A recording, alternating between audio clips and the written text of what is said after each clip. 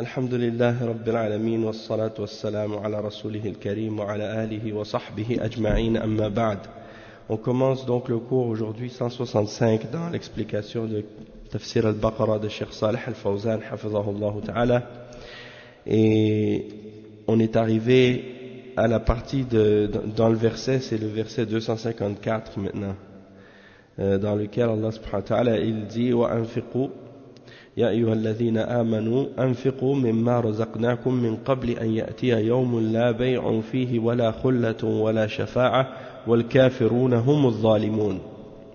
C'est-à-dire, Allah subhanahu wa ta'ala dit ce qui signifie, ô les croyants, dépensez de ce que nous vous avons attribué avant que vienne le jour où il n'y aura ni rançon, ni amitié, ni intercession, et ce sont les mécréants qui sont les injustes. Et donc, le cheikh il expliquait, on a commencé à expliquer ça hier un peu, à propos de al-infaq, et qu'est-ce que ça veut dire. On a dit que ça signifie al-ikhraj, hein. Al-infaq ça veut dire al-ikhraj, c'est-à-dire de faire sortir l'argent, et on a expliqué les différentes sortes de infaq qu'on peut faire, et qu'il n'y a pas une catégorie en particulier qui est désignée dans le verset, mais c'est en fait général, ouvert, que tu peux dépenser de différentes façons de tes biens dans le sentier d'Allah subhanahu wa ta'ala.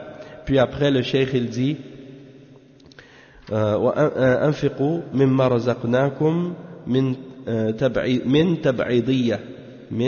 تبعيضية يعني يطلب منا أن ننفق بعض ما عندنا وليس بأن تنفق جميع مالك فتبقى محتاجا فقيرا، لا، بل أنفق من بعض ما عندك وتبقي لنفسك ولأولادك ما يكفيكم.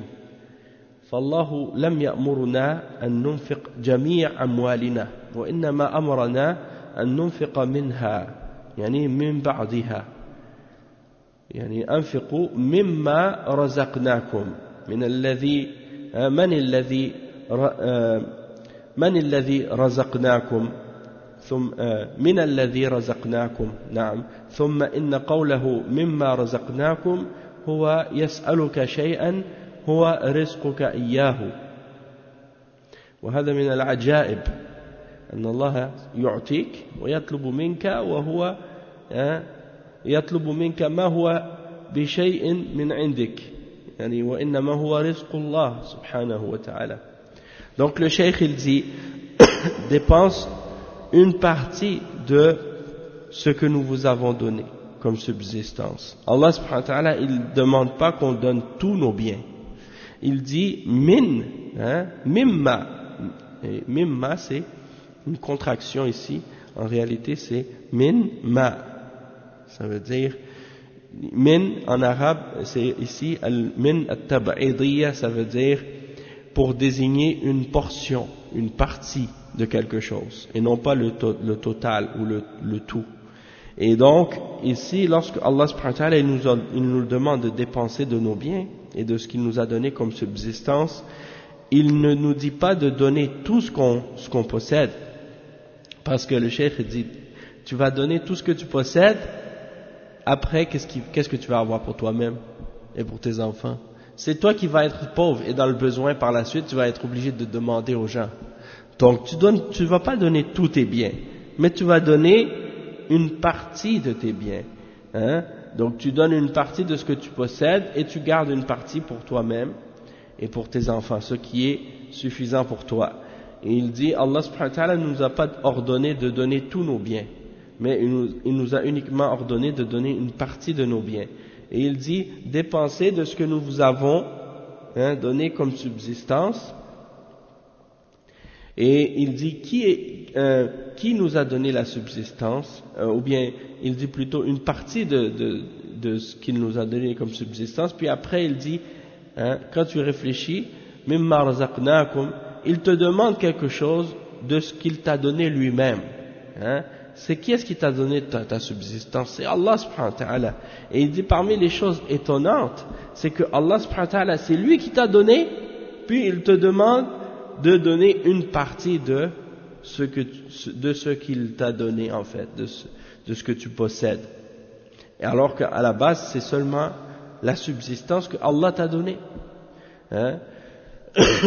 Le cheikh dit فأنت تشكر الله على ما رزقك بأن تتصدق وأن تنفق وهذا من شكر النعمة فهو يرزقك وهو يطلب منك فضلا منه سبحانه وتعالى ولا يطلب منك لحاجته عز وجل لأنه غني عن العالمين وإنما يطلب منك لحاجتك أنت الذي بحاجة إلى أن تنفق لنفسك فكيف تبخل على نفسك والله عز وجل يقول ومن يبخل فإنما يبخل عن نفسه والله الغني وأنتم الفقراء فالله لم يأمرك بالإنفاق لأنه محتاج إليك وإنما أمرك بالإنفاق لأنك أنت المحتاج إلى الإنفاق فإنما تنفقه تجده عند الله عز وجل يدخره لك. Donc le cheikh il dit donc tu dois être reconnaissant envers Allah de ce qu'il t'a donné comme subsistance, et la manière de montrer cette reconnaissance c'est en donnant en sadaqa et en dépensant de tes biens. Et il dit ça c'est une des formes de remerciement et de reconnaissance des grâces d'Allah subhanahu wa ta'ala du fait qu'il t'a donné comme subsistance. Il t'a donné des biens, il t'a donné de l'argent, il t'a donné de la santé, il t'a donné toutes sortes de bonnes choses. Donc toi tu fais preuve de reconnaissance en dépensant de ces biens-là comme Allah t'a ordonné de le faire. Et il dit, il te demande comme une faveur de sa part. Il te demande de dépenser de tes biens comme une faveur de sa part. Parce que lui, il n'a aucun besoin de ces biens-là. C'est pas Allah subhanahu wa ta'ala qui a un besoin de ces biens-là. Allah subhanahu wa ta'ala, il se suffit lui-même. Il n'a aucun besoin de quoi que ce soit de ce qui est dans tout l'univers, dans toute la création. Mais lorsqu'il te demande de dépenser de tes biens, c'est pour toi-même. C'est pour ton bien à toi. Il dit, lui, il n'a pas besoin de ta subsistance. Il n'a pas besoin que tu dépenses pour lui. Hein? C'est pour toi-même que tu dépenses. Et si tu fais preuve d'avarice, tu fais uniquement preuve d'avarice contre toi-même. Et Allah, il le dit dans le verset 38 dans Surat Muhammad, sallallahu alayhi wa sallam, il dit, وَمَنْ يَبْخَلْ فَإِنَّمَا يَبْخَلُ عَنْ نَفْسِهِ. Celui qui fait preuve d'avarice, eh bien, il fait uniquement de l'avarice contre lui-même, contre sa personne à lui. Wallahu al-ghani wa antum al-fuqara. Et Allah, c'est lui qui est le riche et vous êtes les pauvres. Donc, si tu refuses de donner et de dépenser de tes biens dans la cause d'Allah et dans le sentier d'Allah, c'est toi qui es perdant. Parce qu'au jour de la résurrection, tu ne vas pas avoir ces récompenses-là. Tu ne vas pas être récompensé. Parce que tu n'as pas fait la sadaqa.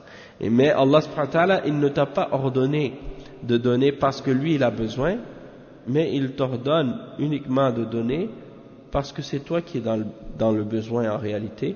Et ce que tu donnes en subsistance, eh bien, c'est emmagasiné pour toi, auprès d'Allah. Donc, c'est comme si en réalité, quand tu fais sadaqa, c'est comme si tu faisais un dépôt auprès d'Allah, hein, dans ton compte.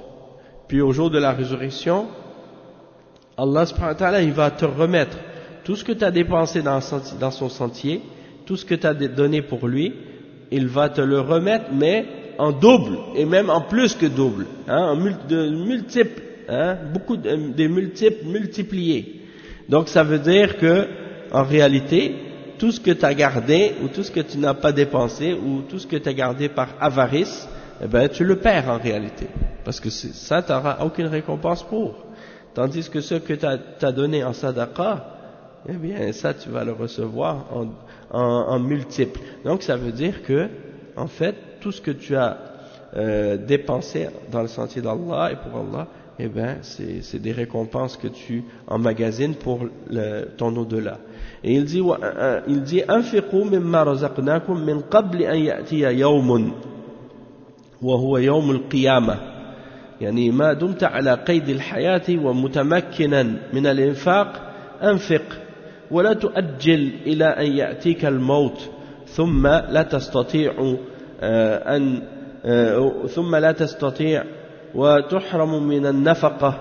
يعني سئل صلى الله عليه وسلم أي الصدقة أفضل أو قال أي الصدقة أعظم أجرا قال أن تصدق وأنت صحيح شحيح يعني تخشى الفقر وتأمل الغنى ولا يعني تمهل حتى إذا بلغت الحلقوم قلت لفلان كذا ولفلان كذا وقد كان لفلان لا تؤخر والله عز وجل يقول وأنفقوا مما رزقناكم من قبل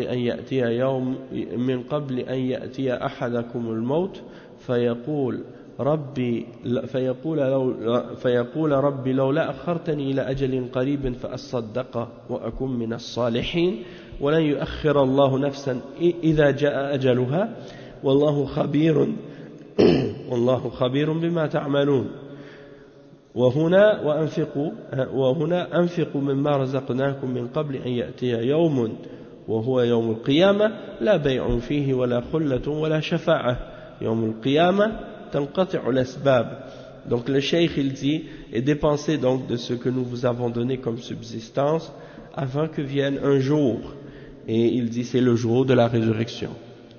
Tant que tu es en vie et que tu as la capacité, la possibilité de dépenser de tes biens dans la santé d'Allah, alors ne retarde pas jusqu'à ce que te vienne la mort. À ce moment-là, tu ne pourras plus donner, tu vas être privé de pouvoir faire la sadaqa et de dépenser de tes biens dans le sentier d'Allah. Donc, on a posé la question au prophète sallallahu alayhi wa sallam, comme c'est rapporté par Al-Bukhari et Muslim selon Abi Hurayra. On lui a posé la question, quelle est la meilleure sadaqa? Il a dit, tu veux dire, en fait, ils ont posé la question, quelle est la meilleure sadaqa, ou bien, quelle est la sadaqa qui a la plus grande récompense? Il a dit, c'est la sadaqa que tu fais alors que tu es en bonne santé et que tu es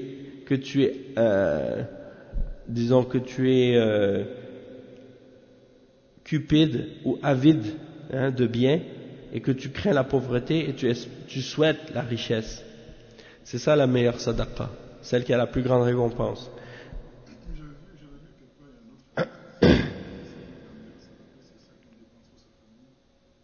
Oui, ça aussi. C'est-à-dire que le prophète sallallahu alayhi wa sallam, il a dit dans le hadith ibda biman ta'oul. Ibda biman ta'oul. C'est-à-dire tu commences la sadaqa par ceux qui sont sous ta charge, par ceux qui sont sous ta responsabilité. Tu fais la sadaqa à eux en premier, puis après, si tu peux en faire aussi à des étrangers ou à des gens éloignés, dans ce cas-là, oui, c'est bien. Mais de commencer par les étrangers en premier avant ta famille, ça c'est pas correct. D'accord? Parce que eux, ils ont une priorité dans la sadaqa. Puis le prophète sallallahu alayhi wa sallam, donc il a dit, la meilleure sadaqa que tu peux faire, c'est celle que tu donnes alors que tu es en bonne santé, que tu es avide de biens, que tu crains la pauvreté et tu souhaites la richesse, ou tu anticipes la richesse. Donc ça c'est la meilleure sadaqa. Et il a dit, ne retarde pas jusqu'à ce que ton âme arrive à ta gorge, ou à ta clavicule. إذا بلغت الحلقوم. Et donc il dit que قلت لفلان كذا ولفلان كذا ولفلان وقد كان لفلان. Bon, je pense qu'ici il dit, ok, je donne telle chose à celui-ci et telle chose à celui-ci. Peut-être que quand il a entendu cette parole du prophète sallallahu alayhi wa sallam, il a tout de suite voulu donner dans son testament tel bien à telle personne, tel bien à telle personne, tel bien à telle personne, tout de suite. Donc il dit, le cheikh il dit, ne retarde pas. Il dit, Allah Azza wa Jal, il dit, et dépensez de ce que nous vous avons donné comme subsistance avant que la mort vienne à l'un d'entre vous, et qu'il dise, Seigneur, si seulement tu m'avais donné un délai, si seulement tu m'avais reculé à un délai proche qui m'aurait permis de donner en sadaqa, pour que je sois du nombre des vertueux. Et Allah subhanahu wa ta'ala dit dans le verset suivant ce qui signifie, et il ne va pas retarder une âme lorsque son terme est arrivé. Et Allah est bien informé de ce que vous faisiez, ou de ce que vous faites. Donc ça veut dire que il ne faut pas trop attendre pour faire la sadaqa, puisqu'on ne sait jamais quand est-ce que va venir la mort. Et ici dans le verset qu'on est en train de lire, 254, dans Surat Al-Baqarah, Allah subhanahu wa ta'ala il dit, et dépensez de ce que nous vous avons donné comme subsistance avant que vienne un jour. Et il dit, c'est le jour du jugement dernier, et il dit, dans ce jour-là, il n'y a pas de commerce, il n'y a pas de commerce, il n'y a pas de khulla, et al-khulla, c'est l'amitié, mais c'est un degré d'amitié comme plus particulier, parce que c'est une amitié qui est exclusive presque. Et aussi, wala shafa'a, il n'y aura pas non plus d'intercession. Donc il n'y a pas de commerce au jour de la résurrection, il n'y a pas de commerce. Tu ne peux pas vendre, tu ne peux pas acheter. Il n'y a pas d'amitié. Quelqu'un ne peut pas t'aider, même si c'est ton ami. Wala shafa'a, il n'y a pas d'intercession. C'est-à-dire, le cheikh dit tanqati'ul asbab, tous les moyens au jour de la résurrection sont coupés. Il n'y a plus de moyens ce jour-là pour se sortir du pétrin ou des ennuis si on est dans les problèmes. Et le cheikh il explique chaque exemple, chaque point de ces catégories-là qu'on a mentionné. La bay'un fihi wa la khullatun wa la shafa'a, il explique. Il dit la bay'un fihi, yani ma tajidu ahadan yabi'u alayk تقول سأشتري وأتصدق ما في بيع ما في دكاكين محلات بضائع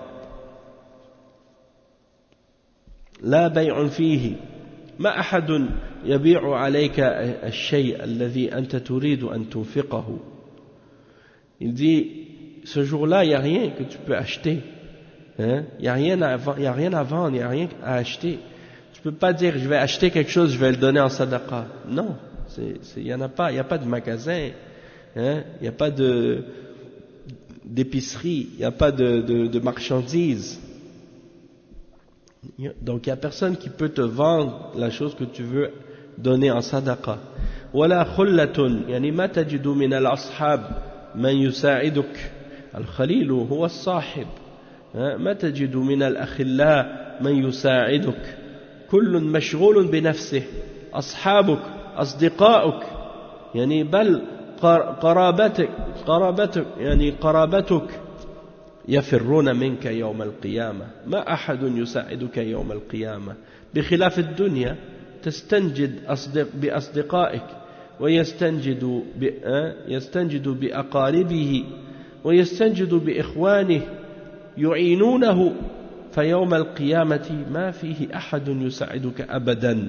Donc le cheikh il dit ولا خلة, tu ne vas pas trouver des compagnons, des amis qui vont t'aider au jour de la résurrection.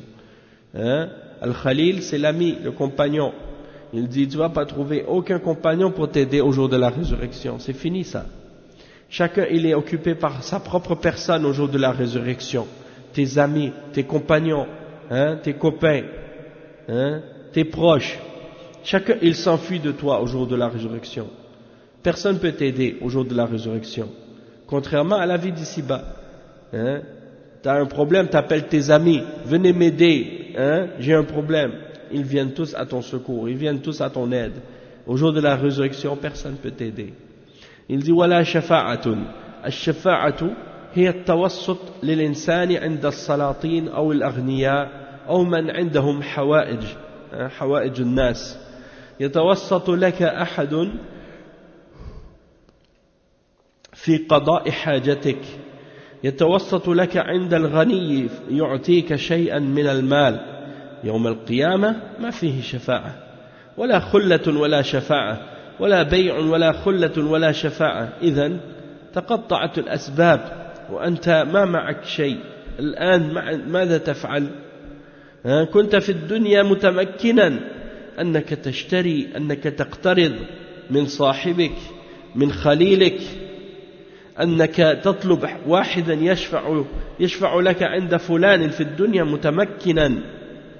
أما في الآخرة لا، يعني تكسرت كل الأبواب وليس لك إلا ما قدمت في دنياك تجده عند الله عز وجل. فهذا فيه الحث على الصدقة والعمل الصالح ما دام الإنسان على قيد الحياة، ولا يؤخر ثم يأتيه الموت وهو لم يفعل شيئا فينتقل إلى الآخرة وهو مفلس وقد سكرت الأبواب أمامه، فيا خيبة ويا خسارة المفرط ولا حول ولا قوة إلا بالله. Donc le cheikh il dit ce jour-là il n'y a pas non plus d'intercession, et l'intercession en arabe c'est ash-shafa'a, et il dit que ash-shafa'a c'est le fait d'intercéder en faveur de quelqu'un auprès des dirigeants, auprès des gens puissants, auprès des gens riches, auprès des gens qui ont quelque chose dont tu as besoin. Et donc il intercède, quelqu'un intercède pour toi pour essayer de satisfaire un besoin que tu as. Et donc il va intercéder pour toi auprès de quelqu'un qui est riche pour qu'il te donne un peu d'argent, ou bien des choses de ce genre. Il dit au jour de la résurrection il n'y en aura pas de ça, il n'y aura pas d'intercession. Wala khullatun wala shafa'a, il n'y aura pas de vente, il n'y aura pas d'amitié, des gens qui peuvent t'aider, il n'y aura pas d'intercession. Donc tous les moyens possibles sont coupés et sont interceptés ou bien stoppés. Il n'y a plus de porte ouverte à ce moment-là de la part des gens. Donc toi, c'est seulement maintenant que tu peux décider qu'est-ce que tu veux faire pour ton au-delà. Donc si dans la dunya tu avais la capacité d'acheter, d'emprunter de l'argent à ton ami, à ton compagnon, de demander à quelqu'un d'intercéder pour un tel dans la vie d'ici-bas, ça c'était possible dans la vie d'ici-bas. Mais dans cette vie, dans l'au-delà, non. Toutes les portes sont fermées. Et il n'y a donc que de solution pour toi que de faire des efforts pour avoir ce que tu as besoin dans l'au-delà en le préparant ici dans ta dunya. En le préparant ici dans ta dunya. Et tu donnes ce que tu donnes pour Allah dans cette dunya, tu vas le retrouver auprès d'Allah au jour de la résurrection. Et c'est ça l'intérêt d'inciter à faire des sadaqat pour que en fait tu puisses avoir ce dont tu as besoin au jour de la résurrection, comme hasanat, comme bonnes œuvres, des bonnes œuvres que tu as besoin. Et donc tant que l'être humain est en vie, tant que l'être humain est vivant, il ne doit pas retarder et attendre. Non, il doit profiter avant que la mort arrive. Mais si la mort arrive puis que tu n'as rien fait et tu retournes vers l'au-delà, tu vas être mouflis. Mouflis, ça veut dire quoi? T'es en faillite, t'es fauché, t'as plus un sou, t'as plus rien. Mouflis, quelqu'un qui est en faillite. Tu arrives au jour de la résurrection, t'as pas un sou au jour de la résurrection. Pourquoi? Parce que t'as pas dépensé de tes biens dans cette vie d'ici-bas. Subhanallah. Donc tu dis, moi mais j'ai rien dans cette vie d'ici-bas, je suis pauvre. Même si tu es pauvre, le peu que tu donnes au jour de la résurrection, ça va valoir beaucoup. Mais toi tu dis, mais j'ai rien, je suis pas riche. Les millionnaires, il y a des gens millionnaires, eux ils donnent de leur richesse et tout. La sadaqa que le riche il donne avec ses millions, et que toi tu n'as que très peu d'argent et tu donnes selon ce que tu peux, tu sais pas la valeur de qu'est-ce que tu vas avoir comme récompense au jour de la résurrection. Peut-être que ta sadaqa, avec le peu de moyens que tu possèdes, va valoir plus que la sadaqa de celui qui a beaucoup et qui donne beaucoup parce que lui il a beaucoup. Mais peut-être que lui il donne beaucoup, mais par rapport à ce qu'il possède, c'est rien qu'est-ce qu'il donne. Tandis que toi, t'as peu, mais tu donnes beaucoup, ou tu donnes un peu de ce que tu as, mais c'est beaucoup pour toi. Peut-être que la récompense va être beaucoup plus grande que la sienne. Hein? Il ne faut pas juger les valeurs des actions par rapport à leur quantité seulement. Il y a aussi d'autres facteurs qui rentrent en ligne de compte aussi, la sincérité et d'autres facteurs aussi. Donc, il faut tenir compte de tout ça. Et donc, le cheikh, il dit, hein, dans l'au-delà, si tu arrives sans le sou, t'es mouflis, tu n'auras rien. Tandis que si dans cette vie, tu n'avais pas donné, donc, au jour de la résurrection, il sera trop tard. Les portes seront fermées devant toi. Et là, c'est la perte, c'est la perdition. Parce que tu as été négligent. Wala hawla wala quwwata illa billah. Puis après, il dit, ثم قال تعالى والكافرون هم الظالمون. الكافرون الذين كفروا بالرسل وكفروا بآيات الله عز وجل. والكفر هو الجحود. الكفر في الأصل هو الستر وهو ستر الشيء ويقال يعني كفره إذا ستره ومنه تسمى الكفور التي هي المحلات التي يعني يسكنها الفقراء الكفور التي هي المحلات يعني المحلات التي يسكنها الفقراء يسمونها كفورا يعني كفر كذا كفر كذا وكفر كذا سبحان الله كما في بلاد مصر كفر الشيخ كفر كذا oui c'est vrai en Égypte il y a des quartiers qui s'appellent comme ça كفر الشيخ كفر كذا كفر كذا. Le pluriel de kafr, c'est kufur, ok? Et bon, on va l'expliquer, qu'est-ce que ça veut dire. Donc, il dit, يعني المحلات التي يستترون فيها من الحر والبرد والمطر فالكفر في اللغة الستر والمراد به شرعا يعني جحد نعمة الله عز وجل وسترها بالجحود. وهذا هو الكفر الكفر بالرسل الكفر بالقرآن الكفر بالنعمة الكفر أنواع وهو على نوعين كفر أكبر يخرج من الملة وكفر أصغر يعني ينقص الإيمان. Le cheikh il dit Allah subhanahu wa ta'ala dit à la suite du verset وَالْكَافِرُونَ هُمُ الظَّالِمُونَ les mécréants ce sont eux les injustes. Et il dit les kafiroun ce sont ceux qui kafarou, qui ont renié, qui ont rejeté la foi en les messagers, la foi en les signes et les versets d'Allah subhanahu wa ta'ala. Et al-kufr en arabe c'est al-juhud. Al-juhud ça veut dire quoi? Ça veut dire le fait de renier, de rejeter, de refuser. Et donc ça c'est à la base, al-kufr c'est al-juhud dans la langue arabe. Mais aussi ça veut dire à la base as-satr, le fait de couvrir. Ça c'est linguistiquement. C'est pas la définition du mot kufr dans la religion. C'est la définition du mot kufr dans la langue arabe. Ça veut dire de couvrir, recouvrir quelque chose. Et lorsque tu dis kafarahu, ça veut dire, c'est comme si tu disais satarahu. Satara en arabe ça veut dire de couvrir. Par exemple, as-sitar, comme ce drap par exemple, ou ce rideau, on l'appelle sitar, on peut l'appeler sitar. Pourquoi? Parce que yastur, ça couvre. D'accord? Et mastour, ça veut dire couvert, recouvert.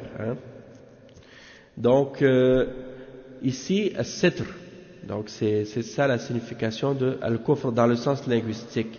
Et en arabe, on dit aussi kufur, c'est les endroits dans lesquels habitent les pauvres. Les endroits où ils vont s'abriter contre la chaleur, contre le froid, contre la pluie. Donc on appelle kufur. Le singulier c'est kafr et le pluriel c'est kufur. Et on l'appelle comme ça, kufur, parce que c'est dans le sens de couvrir. Et en Égypte, il y a des endroits comme ça on appelle kafr kaza, kafr kaza, kafr tel nom, kafr de tel nom. Et ici, kafr sheikh, kafr sheikh, c'est un quartier en Égypte. Et donc c'est de là que ça vient. Ils se couvrent de la chaleur, du froid, de la pluie dans ces endroits-là qu'on appelle kafr, qui veut dire dans la langue arabe as-satr, le fait de couvrir. Et donc je sais pas, j'ai jamais vu ces endroits-là maintenant qu'on appelle kafr en Égypte, comment c'est, mais bon, peut-être que aujourd'hui ça c'est pas nécessairement c'est comme il y a des endroits, je sais pas, vous avez vu des bidonvilles, hein, les gens ils font des maisons avec de la tôle ou des choses comme ça là. Il y en a des endroits comme ça dans différents pays. Bon, je pense pas que c'est comme ça, mais il y a des endroits comme ça dans les pays pauvres où il y a des quartiers comme ça où les gens se sont fabriqués eux-mêmes leurs maisons avec les matériaux qu'ils ont trouvés, puis ils se sont fait des maisons. Il y a des quartiers entiers comme ça, d'accord? Et donc c'est ça qu'on appelle les maisons des pauvres. Wallahu a'lam. Le cheikh il dit ensuite donc dans la religion par contre al-kufr c'est al-juhud, shar'an jahada ni'mat Allah, al-murad jahada ni'mat Allah, al-murad bihi shar'an yani jahdu ni'matillah, le fait de renier ou de rejeter la grâce d'Allah, ou bien yani satruha bil juhud, le fait de la couvrir en la reniant. Et il dit comme par exemple quelqu'un qui renie la foi en Allah, au messager, au livre, au Coran, et qui renie la grâce d'Allah. Donc ça c'est des différents exemples de kufr. Et aussi le fait de savoir que le kufr il est divisé en différentes catégories. Il y a le kufr qui est majeur, qui fait sortir de la religion. Et il y a le kufr qui est mineur, qui fait diminuer la foi, mais qui ne fait pas sortir de la religion. Après, il dit وَالْكَافِرُونَ هُمُ الظَّالِمُونَ وَالظُّلْمُ هُوَ وَضْعُ الشَّيْءِ فِي غَيْرِ مَوْضِعِهِ فَمَنْ كَفَرَ بِاللَّهِ فَقَدْ ظَلَمَ نَفْسَهُ وَظَلَمَ نَفْسَهُ حَيْثُ عَرَّضَهَا لِغَضَبِ اللَّهِ وَعِقَابِهِ فَالْكَافِرُ ظَالِمٌ وَلَيْسَ كُلُّ ظَالِمٍ كَافِرًا لكن كل كافر فهو ظالم ولهذا لم يقل والظالمون هم الكافرون بل قال والكافرون هم الظالمون ولهذا يقول عطاء بن دينار رحمه الله الحمد لله الذي قال والكافرون هم الظالمون ولم يقل والظالمون هم الكافرون. Le cheikh il dit que les mécréants sont les injustes. Et il dit que l'injustice, c'est le fait de mettre une chose autre qu'à l'endroit où elle va, ou de ne pas mettre une chose à sa place, ou la place qui lui convient réellement, ou qui lui revient réellement. Donc celui qui a renié la foi en Allah, il s'est fait de l'injustice à lui-même. Et il s'est fait de l'injustice à lui-même en disant, comment on va expliquer ça? Le cheikh dit, il s'est fait de l'injustice à lui-même en mettant son âme à la merci de la colère et du châtiment d'Allah. Donc il se fait de l'injustice à lui-même de cette façon-là, parce que en ayant renié la foi et en ayant renié la foi, il a mis son âme à la merci de la colère et du châtiment d'Allah subhanahu wa ta'ala, et ça c'est une injustice pour sa personne, pour lui-même. Donc le mécréant il est injuste, mais c'est pas toute personne injuste qui est nécessairement mécréant, c'est pas vice versa. Donc tu peux être injuste sans nécessairement être kafir, mais tout kafir est injuste. Et c'est pour ça que Allah subhanahu wa ta'ala dit dans le Coran, et les injustes sont des mécréants. Il n'a pas dit les injustes sont des mécréants, il a dit les mécréants sont des injustes. Oui, c'est ça. Allah subhanahu wa ta'ala dans le verset, il a dit wal kafirun hum adh-dhalimun. Les mécréants, ce sont eux les injustes. Il n'a pas dit les injustes, ce sont les mécréants. Et Ata ibn Dinar, un des salafs, il disait, louange à Allah, alhamdulillah, que Allah a dit, et les mécréants sont les injustes, et qu'il n'a pas dit, les injustes sont des mécréants. Il dit, wa dhulmu anwa'. L'injustice, elle est de différentes catégories. D'accord? Il dit, الظلم ثلاثة أنواع ثلاثة ظلم بين العبد وبين ربه وهو الشرك كما قال عز وجل إن الشرك لظلم عظيم ولهذا سمي الشرك ظلما لأنه وضع العبادة في غير موضعها فصار ظلما. والنوع الثاني ظلم العباد أن يظلم الناس في أموالهم وفي دمائهم أو في أعراضهم يعني يظلم الناس وهذا ظلم للناس. والنوع الثالث ظلم العباد لنفس أو لنفسه بالمعاصي والذنوب يعني وكان الواجب عليه أن يكرم نفسه بالطاعات والأعمال الطيبة ويرفع نفسه من الدنايا فإذا وضعها في الذنوب والسيئات دنسها ودساها فقد ظلمها يعني ظلم نفسه والعياذ بالله. Donc le cheikh il dit il y a trois catégories d'injustice. La première catégorie d'injustice, c'est l'injustice entre le serviteur et son seigneur, entre la créature et le créateur. Et ça c'est le shirk billah. Et Allah subhanahu wa ta'ala il dit inna ash-shirka la dhulmun azim. Le shirk c'est la plus grande injustice possible. Et c'est pour ça qu'on appelle le shirk dhulm. On l'appelle le shirk, on appelle l'injustice. Pourquoi? Parce que c'est de mettre l'adoration autre qu'à sa place. C'est de mettre l'adoration autre qu'à l'endroit où elle est due. C'est-à-dire l'adoration, elle n'est qu'acceptable que lorsqu'elle est vouée à Allah seul. Si quelqu'un il voue l'adoration à autre qu'à Allah subhanahu wa ta'ala, alors dans ce cas-là c'est un dhulm parce que tu donnes l'adoration à celui qui ne la mérite pas. Donc ça c'est dhulm. C'est pour ça qu'on appelle le shirk, on l'appelle dhulm. Et ça c'est quand c'est le dhulm entre la créature et son créateur, le serviteur et son seigneur. La deuxième catégorie d'injustice, c'est les injustices que les serviteurs se font les uns les autres. Lorsque quelqu'un fait de l'injustice à un autre serviteur, à une autre créature, à un autre être humain, en lui prenant ses biens ou en faisant couler son sang ou des choses de ce genre, en attaquant son honneur, ça c'est de l'injustice.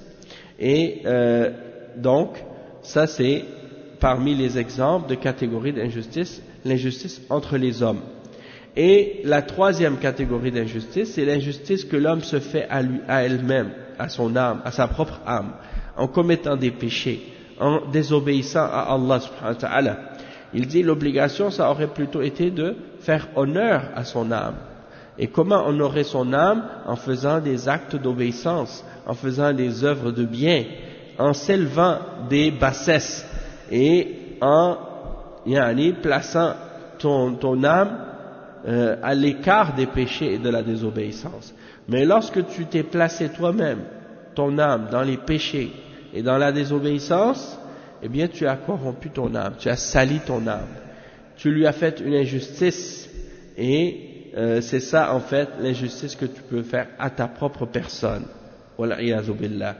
Donc le cheikh il dit فَالظُّلْمُ ثَلَاثَةُ أَنْوَاعٍ أَشَدُّهُ ظُلْمُ الشِّرْكِ وهذا لا يغفره الله عز وجل إن الله لا يغفر أن يشرك به والثاني ظلم العباد وهذا لا يترك الله شيئا لا بد من القصاص يوم القيامة فحقوق العباد لا تسقط إلا بمسامحتهم أو بالقصاص يوم القيامة حتى لو تبت يعني لا يسقط عنك حق المخلوق يسقط عنك الإثم بينك وبين الله لكن حق المخلوق لا يسقط حتى تعطيه إياه أو يتسامح فيه ولا لا يترك الله من حقوق الناس شيئا.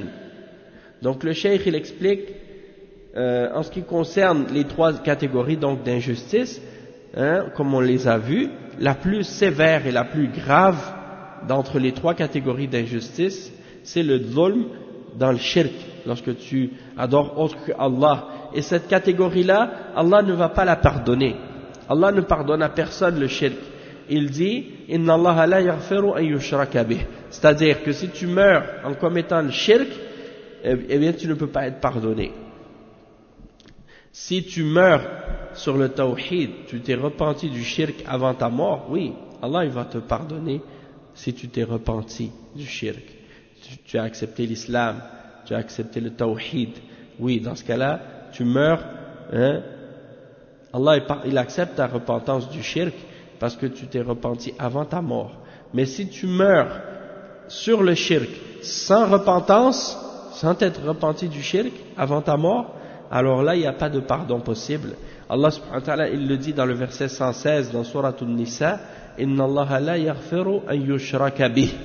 Allah ne pardonne pas qu'on fasse du shirk avec lui. D'accord? Donc ça c'est la première catégorie. La deuxième catégorie d'injustice, c'est l'injustice entre les serviteurs. On l'a dit tout à l'heure. Et il dit le cheikh que Allah subhanahu wa ta'ala, si tu as fait de l'injustice à une autre personne parmi les serviteurs, il n'y a rien de ça qui va être laissé au jour de la résurrection. C'est-à-dire, il n'y a rien qui va passer au jour de la résurrection comme injustice que tu as fait à quelqu'un d'autre. Les droits des serviteurs ne sont pas délaissés ou abandonnés. Excepté si les personnes qui ont été les victimes de cette injustice décident d'eux-mêmes d'excuser la personne ou exigent qu'il y ait une réparation au jour de la résurrection. S'il n'y a pas eu réparation dans cette vie d'ici-bas pour cette injustice, elle sera faite au jour de la résurrection, cette injustice-là, elle sera réparée au jour de la résurrection.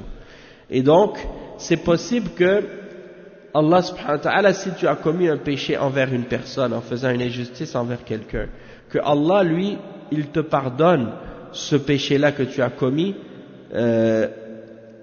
par rapport au péché que tu as fait en lui désobéissant. Donc Allah subhanahu wa ta'ala, si tu t'es repenti, il va te pardonner. Par contre, si la créature, elle ne t'a pas excusé et qu'elle exige réparation, eh bien il doit y avoir réparation, même si Allah t'a pardonné pour le péché. Parce que pour qu'il y ait un pardon de la part des créatures, il faut que la créature soit que la personne à qui tu as fait l'injustice, tu lui répares le tort que tu lui as fait et l'injustice que tu lui as fait, ou bien la personne elle décide d'elle-même de vouloir t'excuser pour ce mal que tu lui as fait. Oui, il y aura une réparation. Tout ce qu'une personne n'a pas voulu pardonner à une autre ou excuser à une autre, elle sera payée dans l'au-delà. Même si on a demandé pardon à Allah, à la personne, mais ça dépend par rapport à la personne. Si elle a considéré que tu lui as fait une injustice, tu as demandé pardon, mais que lui as demandé pardon, mais elle t'a pas pardonné, dans ce cas-là, il doit y avoir réparation. Dans ce cas-là, il doit y avoir réparation.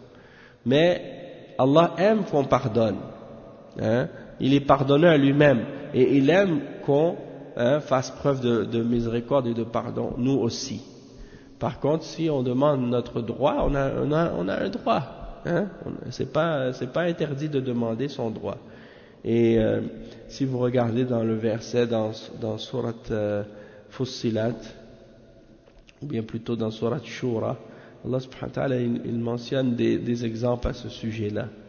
Allah subhanahu wa ta'ala il dit وهو الذي يقبل التوبة عن عباده نعم والذين يجتنبون كبائر الإثم والفواحش وإذا ما غضبوا هم يغفرون والذين استجابوا لربهم وأقاموا الصلاة وأمرهم شورى بينهم ومما رزقناهم ينفقون والذين إذا أصابهم البغي هم ينتصرون وجزاء سيئة سيئة مثلها فمن عفا وأصلح فأجره على الله إنه لا يحب الظالمين ولا من انتصر بعد ظلمه فأولئك ما عليهم من سبيل إنما السبيل على الذين يظلمون الناس ويبغون في الأرض بغير الحق أولئك لهم عذاب أليم ولا من صبر وغفر إن ذلك من عزم الأمور ولا من صبر وغفر إن ذلك لمن عزم الأمور. Donc ça veut dire quoi ces versets? Ça veut dire Allah subhanahu wa ta'ala fait l'éloge, il dit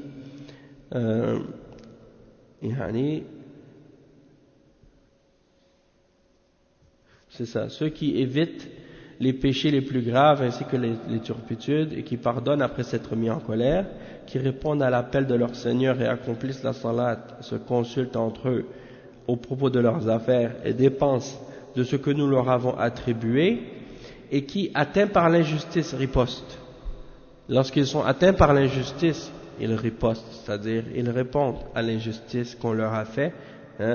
Il dit la sanction d'une mauvaise action est une mauvaise action est identique, une peine identique. Mais quiconque pardonne et réforme, son salaire incombe à Allah. Il n'aime point les injustes. Donc si quelqu'un pardonne et réforme, son salaire, c'est Allah qui va le récompenser pour ça. Allah n'aime pas les injustes. Il dit quant à celui ou à ceux qui ripostent après avoir été lésés, ceux qu'on aura fait une injustice, ceux-là, il n'y a pas de recours contre eux. Si quelqu'un t'a fait une injustice, puis toi tu reprends ton droit, dans ce cas-là, il n'y a pas de mal. Tu as fait qu'est-ce qui te revient parce que c'est ton droit. Il n'y a pas de recours contre ceux qui lèsent les gens et il n'y a de recours que contre ceux qui lèsent les gens et commettent des abus, contrairement au droit sur la terre. Ceux-là auront un châtiment douloureux. Et après le verset 43, c'est là que Allah il dit et celui qui endure et pardonne, cela en vérité fait partie des bonnes dispositions et de la résolution dans les affaires. Donc c'est pour dire que ça c'est un degré supérieur. Celui qui endure et pardonne le mal, malgré qu'on leur a fait du mal. C'est-à-dire, si la personne elle riposte après avoir subi une injustice, elle est dans son droit. Mais si elle décide d'endurer et d'être patient, ça c'est un degré plus haut. Donc, mais sache que si tu as un droit envers une créature et que la personne le demande au jour de la résurrection, il va falloir que tu payes. Et ce ne sera pas de l'argent au jour de la résurrection. Et le cheikh il dit وَأَمَّا النَّوْعُ الثَّالِث فَهُوَ تَحْتَ الْمَشِيئَةِ يعني ظلم العبد لنفسه يعني تحت المشيئة إن الله il dit le cheikh يعني تحت المشيئة إن شاء غفر الله له وإن شاء عذبه إن الله لا يغفر أن يشرك به ويغفر ما دون ذلك لمن يشاء وهذا ونسأل الله سبحانه وتعالى بأسمائه وصفاته أن يوفقنا وإياكم في كتابه وفي سنة رسوله ونسأله سبحانه أن يعلمنا علما نافعا ويرزقنا عملا صالحا ويثبتنا وإياكم على الحق اللهم أرنا الحق حقا وارزقنا اتباعه وأرنا الباطل باطلا وارزقنا اجتنابه اللهم حبب إلينا الإيمان وزينه في قلوبنا وكره إلينا الكفر والفسوق والعصيان واجعلنا من الراشدين اللهم انصر دينك وكتابك وسنة نبيك وعبادك المؤمنين اللهم من أراد الإسلام والمسلمين بسوء فأشغله بنفسه اللهم من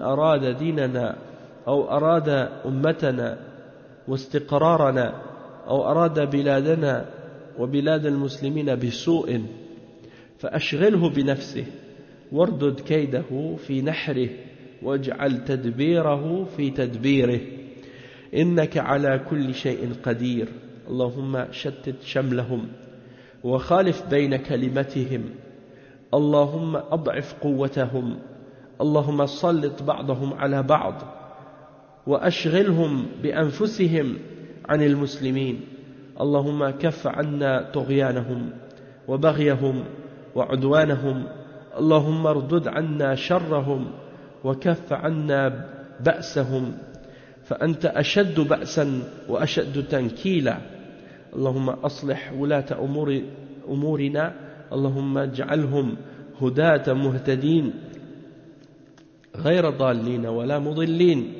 اللهم اجعل ولايتنا في من خافك واتقاك واتبع رضاك يا رب العالمين اللهم ول علينا خيارنا واكفنا شرارنا ولا تسلط علينا بذنوبنا من لا يخافك ولا يرحمنا برحمتك يا أرحم الراحمين اللهم صل على عبدك ورسولك نبينا محمد وعلى آله وأصحابه أجمعين. Donc le cheikh il termine en disant que la troisième catégorie d'injustice, Allah subhanahu wa ta'ala il peut la pardonner à celui qu'il veut et il peut châtier celui qu'il veut à son sujet. C'est l'injustice que le serviteur fait à lui-même. Celui qui meurt alors qu'il se fait de l'injustice à lui-même, ça veut dire quoi? Ça veut dire qu'il meurt en étant dans le péché, il meurt en étant dans le haram. Eh bien celui-là parmi les musulmans il est sous la volonté d'Allah quand il meurt. Si Allah veut lui faire miséricorde, il peut lui pardonner, et si Allah veut le châtier et le punir dans l'enfer, il peut le punir dans l'enfer, mais tant qu'il est musulman, même s'il a commis des péchés, il reste toujours musulman, d'accord? Et s'il va en enfer, il ne va pas y demeurer éternellement.